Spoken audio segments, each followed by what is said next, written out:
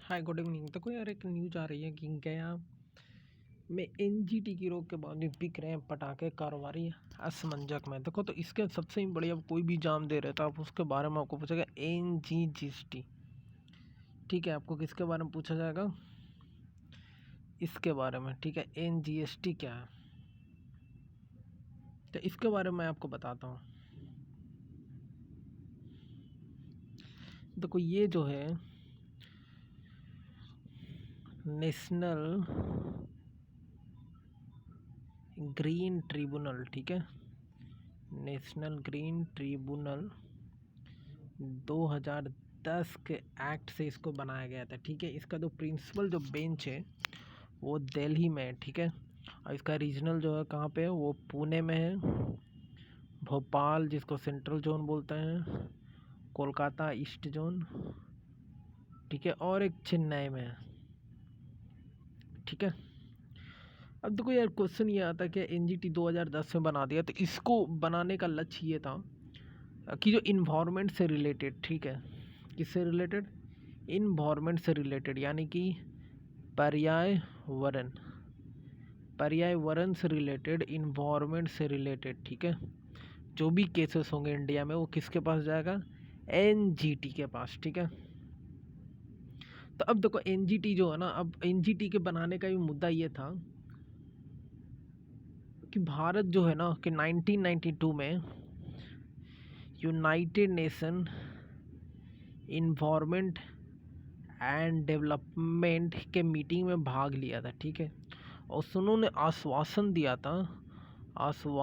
दिया था कि वो इसके लिए जुडिशियल एंड एडमिनिस्ट्रेटिव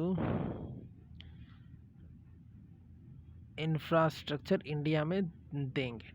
ठीक है, इसलिए बनाया गया था। क्यों बनाया गया था यार, याद रखना, 1992 में क्या होता है, United nation environment and development का मीटिंग में भाग लिया, तो वहाँ पे जुडिशियल एंड एडमिनिस्ट्रेटिव इंफ्रास्ट्रक्चर देने की बात कही थी। ठीक है, तो इसमें एक चीज़ और है कि ये जो एनजीटी जो होती है ना, ट्रिब्यूनल बनाने की तो बात कही गई है। ठीक है, तो ये जो इसमें जो है ना, अगर मान लो एक नॉर्मल कोर्ट है, सिविल कोर्ट है, ठीक है, या हाई कोर्ट है, या सुप्रीम कोर्ट है, ये तीनों जो होती है 1908 यानी 1908 की कोड ऑफ सिविल प्रोसीड्योर को मानती है। ठीक है, किसको मानती है?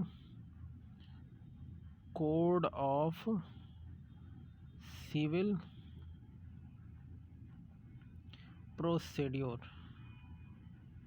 ठीक है, लेकिन एनजीटी को जो क्या है, वो उसको code of civil procedure, code of civil procedure के मानने की कोई भी ज़रूरत नहीं है। ठीक है, NGT shall not be mandated to follow code of civil procedure. Understand? ये बड़ा इंपॉर्टेंट क्वेश्चन है, आप याद रखिएगा एनजीटी के बारे में।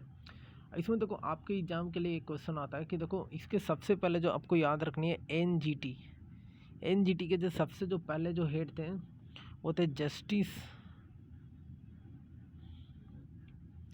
लोकेश्वर। क्या नाम था उनका? जस्टिस लोकेश्वर सिंह पंता, लोकेश्वर सिंह पंता। ठीक है, ये थे। और इसमें आपको ये जानना कि इसके बनते कौन है यार, मतलब एनजीटी के जो भी होते हैं ना, वो जो होते हैं हेड किसके द्वारा किए जाते हैं? रिटायर जज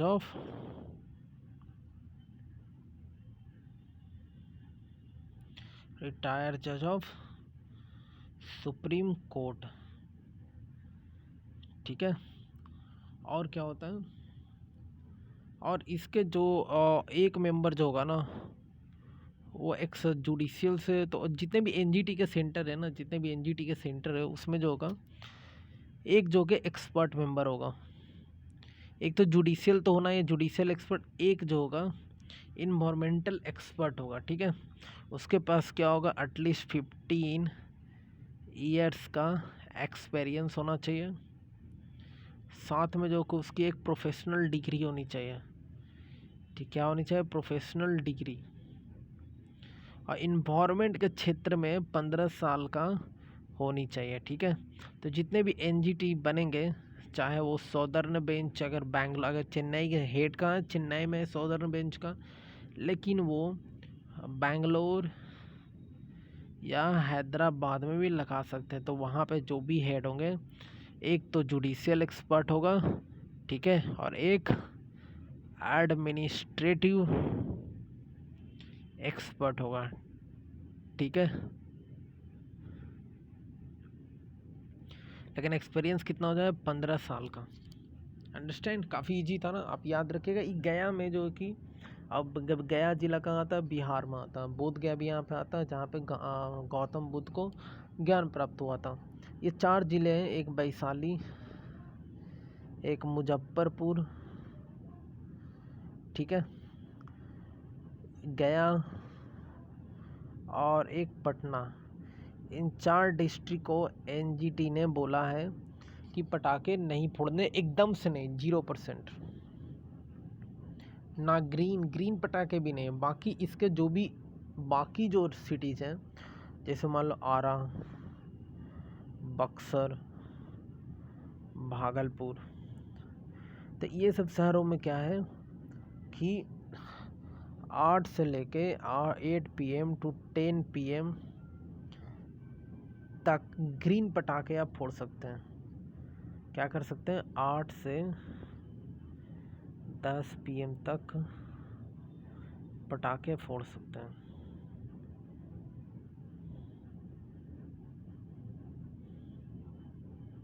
पटाखे फोड़ सकते हैं,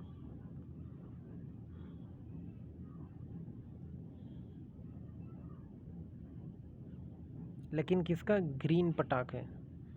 कंडीशन है कि ग्रीन पटाखे आप छोड़ सकते हैं 8 से 10 PM। ठीक है, थैंक यू।